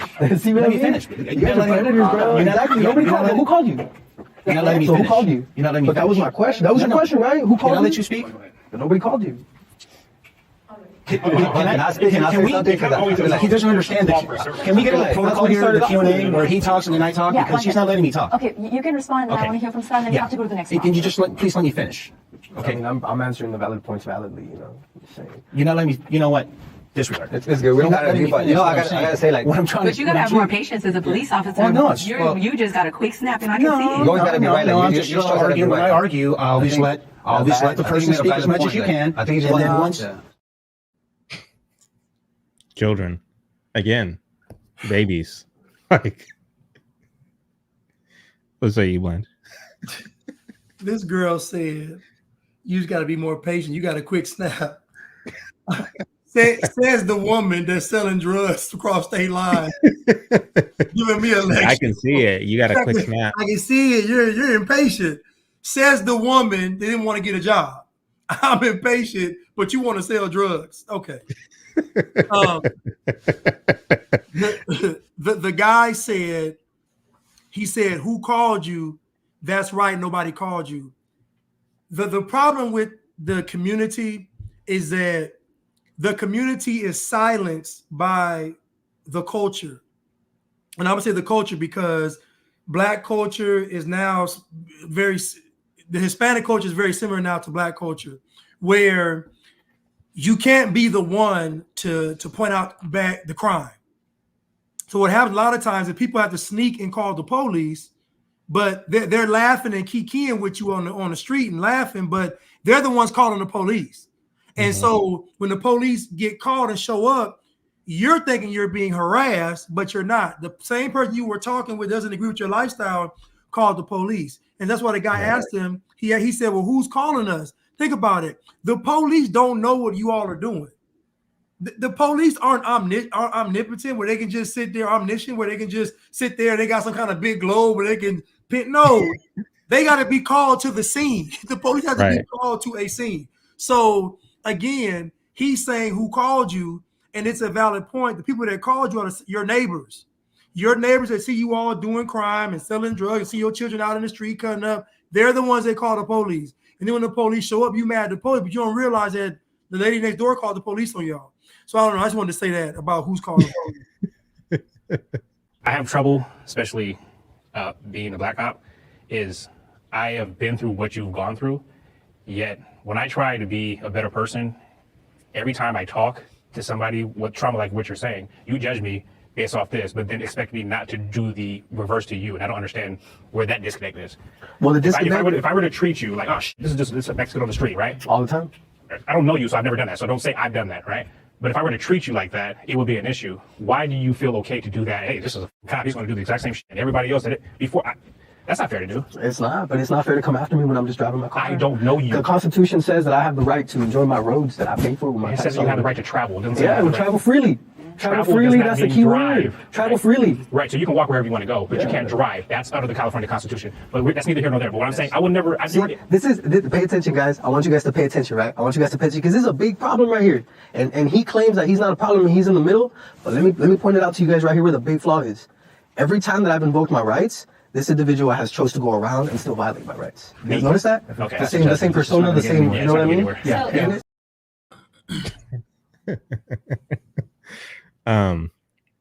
So, I mean, what I took from that clip is, you know, you had the guy, he started it off by saying, you know, I'm a Black cop. And again, in saying that, just for the sake of that particular discussion or debate, it's almost as if he's saying that, look, I should have some kind of pass. Like, I get the whole white cops not having a pass, but I should have a pass to win your sympathy when it comes to me policing your community. Because I'm like you, I understand the culture. I grew up in the culture, this, that, and a third.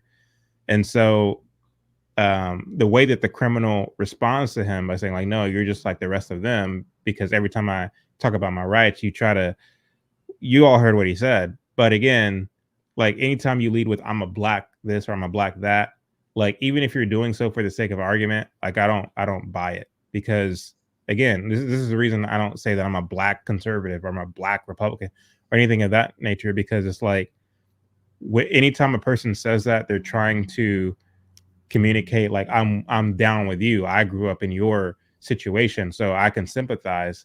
And it's like, people aren't trying to hear that. They don't care. They don't care. All they do is see you, Right. since you have the badge on, they see you as a person who's representative of law, order, society, civilization, decency, this, that, and the third. And so, like, the fact that you're trying to say, well, yeah, I'm wearing the badge, but I'm not really like that. I can sympathize.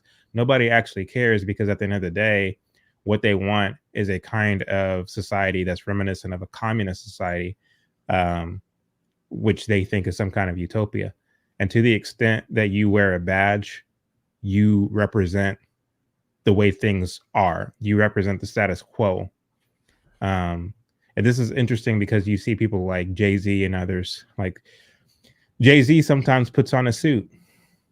You know, he sometimes wears a tie. But what he's saying and what he's rapping about is at odds with how he's presenting himself and how he looks. You know what I mean? I don't know where I'm going with that entirely. I think I had a point, but I lost it because my mind is all over the place right now. But again, this whole thing that certain Black folks try to do, where they try to look a certain part but represent something else, they're not really confusing anybody. Everybody knows. Anyway, I'll let you take it from here, Blanche, because I had a point, but I forgot what it was. No, I mean, and the guy is basically trying to say that he pulled his black card. And his black card is, you know, even with Jay-Z, even though you see me buying these expensive paintings, even though you see me wearing these suits, even though you see me rubbing elbows with all these white liberals and these rich white people, I'm still down with the people. And to me, it's partially to me why he got his hair the way his hair is now, so he can make you believe that he's still, even in front of these white folks, I'm gonna be myself, authentically Black in front of these white. Like I just, you know, it's all a front. And so the guy in the circle, he did the same thing. He's like, you know, I'm Black, you know, I understand, I know, like and it's funny because these police are trying not to seem like, listen, I keep saying this, most police officers, 95% plus, do their job.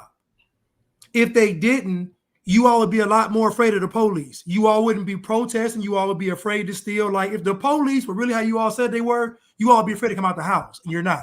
You curse the police out. You speed past them. You riot and loot.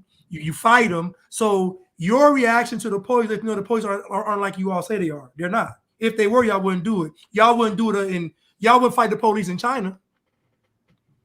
Y'all wouldn't fight the police in Japan. Y'all wouldn't fight the police. None of these other, you know why? Because they'd knock your head off. That's why. Right. So you know the police in America aren't as bad as you say they are based on the way you behave towards them. Because in any other country, if you look at them wrong, they go inside your head, and y'all know that. Y'all know that. So exactly. So again, these talking points of police accountability are not genuine, because most police do their job. No one's ever done a study to say how many folks do their job. Nobody ever done that. Nobody ever said nobody. You know why? Because the truth will come out. What they do is they say, have you been harassed by the police? Subjective. Have the police been mean to you? Subjective. Are the police over policing your neighborhood? Like, they ask questions that are just based on emotion. There's no actual, no actual data points they're talking about, no statistics. It's just, how do you feel about the police? Okay, let's make a study about it. Everybody knows when they get in trouble, the girl says she don't call 911. Yeah, right. If that dude, she would go upside her head, she called the police. Trust me. Right. Exactly. Now she might not want to get locked up, but she gonna call them. Let's get into some of these super chats. We got one from Cruise Missile. No comment. Thank you. We got another one from Miss Ree. She says, I would like to say thank you to the Cutting Through the Culture panel for all the time, patience, and research on all topics throughout the year. You all have helped me to see Black culture for what it actually is through a biblical point of view. Thank you. Thank you, Miss Ree. Thank you for rocking with us throughout 2023. Really appreciate it. We got one from Big Time. $20 super chat says, what do you think of Orion Fijo? Am I saying that right? A French Democrat who has advocated for migrants to take over France. She was beaten by 8 Africans last week. She ran for her life to her friend's house, Karma. I actually haven't heard of that story, but it makes sense. I mean, again, this goes back to what I was talking about earlier when I asked Blanche. You know, do you think these people actually? And I didn't ask it this way, but I'll ask it this way now, which is, do you think these people count the cost for what it is they're advocating for? I think that they genuinely believe, again, because they're devoid from God, like they don't have wisdom in them, because they are operating off of their own righteousness and their own way of understanding. The Bible tells us to lean not into your own understanding, but to trust God in all of our ways. These people don't trust God in all of their ways. They think that they're the smartest people in the world. They think that their ideas, if everybody just adheres to their ideas, will live in a kind of heaven on earth. And so when they advocate for the things that they advocate for, and the results happen as they happen, they're surprised that it happened. You know, I mean, they're surprised that everything panned out the way that they panned out. And for me, it's hard for me to have sympathy for them, because it's like, you advocated so hard for this thing, and now you're reaping the benefits, or the detriments, I should say, from what it is you're advocating for. So it's difficult for me to have sympathy, although I know, as a believer and follower of Christ, I should have some sympathy, namely because these are individuals who are made in God's image, and the Bible tells me to not rejoice at the downfall of my enemies. But again, whenever you spend so much time, as Blanche and I do, warning people of indulging in sin, or against indulging in sin, pleading with people to repent and turn from their wicked ways and to turn to Christ and make Christ their Lord. And you see so many people who are rejecting what it is we're saying, who are making a mockery of what it is we're saying, who, all the whole thing, and everything that we predict continue to happen. I will say that it's difficult to have sympathy for that. So, but it is what it is. You have any response to that question, Blanche? Well, I don't want to see anybody get, attacked by immigrants. I mean, she doesn't deserve to get attacked, but I think she does deserve to reap the fruits of the seeds that she's planted, because her intentions of letting the migrants in isn't good. It's an evil and wicked agenda. So I don't want to see her getting beat up, nothing, but I'm just saying it's what she's evil and what she's doing. Somebody said on here that all we want is for the police to be held accountable. People say abuse of power, Chad. This is what they're saying. The police abuse their power. Every industry has people in that abuse their powers. Mm-hmm. But you only care about the police because of the media. Every industry has these problems. The 0.03% of the homicides in the Black community are committed by the police. 0.03%. But they're telling you that that's the foundation for police being held accountable. Think about that. 0.03% means we got to revamp the whole police department. You can't name an industry that only does something bad to y'all 0.03% of the time. You can't name not the food industry, not the medical industry. You can't name any other industry that has that low of a quote unquote murder rate against Black people. 0.03%. Not the medical industry with malpractice, not the food industry with causing y'all cancer and all this disease and stuff, nothing. So again, you only care about the police abuse of power because the media told you. There's abuse of power if you look at politics, governors, mayors, the person that owns the ice cream shop, the manager at Target or Walmart. Like, abuse of power is literally everywhere, but you only care because the media said when the police do it, it's wrong. They don't mind if everybody else does it. If the police does it, it's wrong. And again, I say this, the whole police reform narrative is based on a false premise. And the premise is that the police out there terrorizing, and they're not. Right. Y'all ride by the police every single day, multiple times. They don't even bother you all. You all speed a lot. They don't pull you over. You all run through red lights. You don't get a ticket. You run through stop signs. You don't, like, y'all do so many violations in your car and never get bothered by the police. So this notion that it has to be some kind of police reform for what? Because y'all getting away with almost murder. And in some cases, y'all do get away with murder. Yeah, that's true. We got one from Rena Bina Beverly. This is a $10 super. She says, it's good to see we aren't all in the street celebrating tonight. Listen, I'm too old to be in the street celebrating. After this live, I'm going to go inside and celebrate with my wife and kids. So looking forward to that. But thank you so much for the super chat, Rena Bina. Appreciate it. I got one from Sean W. He says, I'm glad to finally catch a live. I discovered your channel last week and it's been refreshing. Keep striving to make a difference. Thank you. Got a new subscriber, so always appreciate that. Got one from Big Time again. Says you should check out Philly.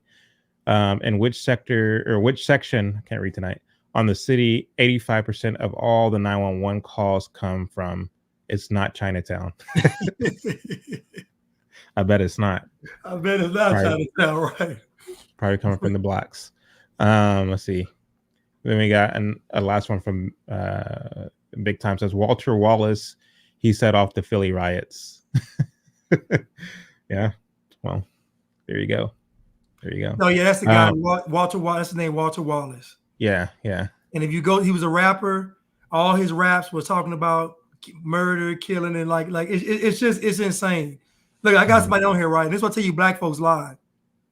This person said every time they ran a red light, they got a ticket. Every time they were speeding, they got a ticket. Every time they ran stuff like you know they're lying. Like it's just like it's a lie.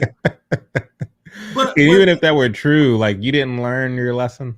Why do you keep doing it? Like, why do you keep doing it? Like, why do you keep doing it? Why do you keep running red lights and speeding and doing stuff? And just keep. Why do you keep doing it? It's just a lie. It's a lie. We got another one from. Let's see here. I'm going to pronounce this wrong, but I'm going to try. Nadaj Armour, super sticker. So thank you for your support of the show. Really appreciate it. Blanche, I'll give you the last word and we'll close it out. Okay.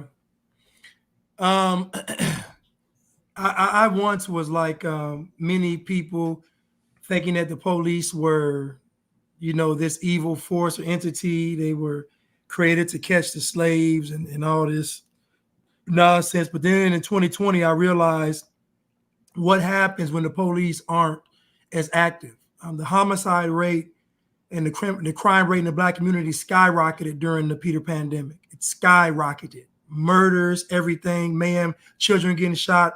The worst things that happened during the pandemic because the police presence wasn't there. And so that let me know that there is a correlation between the deterring of crime and the police presence. And so when I started hearing things like defund the police and police reform, I knew it was something else behind it because nobody was mentioning what the police prevented from happening. Just the police being there deters and prevents crimes. And again, no one ever talks about the good that the police do. Like no one talks about it. And so to focus on one thing lets me know that it's an evil agenda behind it. The police do get held accountable. The police go to jail all the time. They get arrested. The police get held accountable. The media just doesn't tell you that. And so again, most of our thoughts on the police come from Hollywood. They come from the media. Most people have very pleasant interactions with the police. And I can guarantee if you don't, you are doing something either criminal or you are around criminals. The police don't harass folks going to class when they're in college. The police don't harass people getting ready to go into work. The police don't harass people doing something constructive. They just don't. I've never been harassed by the police, and I've been in all kind of inner city environments all over the country. So it doesn't happen. So again, we're not saying there aren't any bad police officers. What they're saying is that the small percentage deserve for the whole to be scrutinized and punished. I don't agree with that. Deal with the small percentage. But to me, it's the issue of accountability, and folks don't want to be held accountable. And the police just being present represent accountability.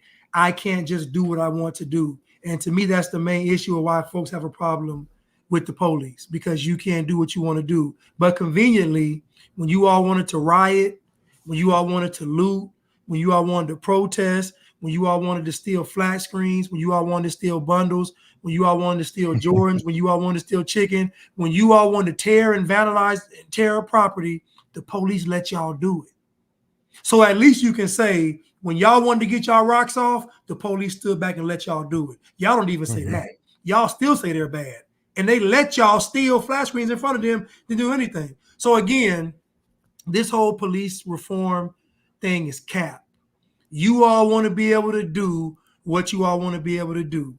You all want to be able to indulge in Black culture as much as you want without any consequence. Yeah. Very, very well said. Thank you all for joining us tonight and partaking in the conversation. Somebody asked earlier if I was deleting comments. No, I was looking at the comments every now and then, but I didn't delete anything. Although I did have to put somebody in timeout, this LL dude or whatever, because he was being a distraction. So anyway, Happy New Year to you all. I pray God's blessings over you and your families, for prosperity in 2024, that you will live lives of repentance, that you will come to know Christ as Lord, and that you will keep yourselves set apart from this dark and dying world and be a light in this dark and dying world. Until next time, see y'all next year. Love y'all. Love y'all.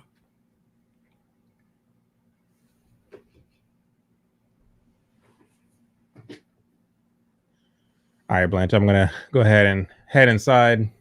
All right, man. Happy New Year. Right. Well, happy, what they call it, the fake New Year. Happy non-biblical New Year.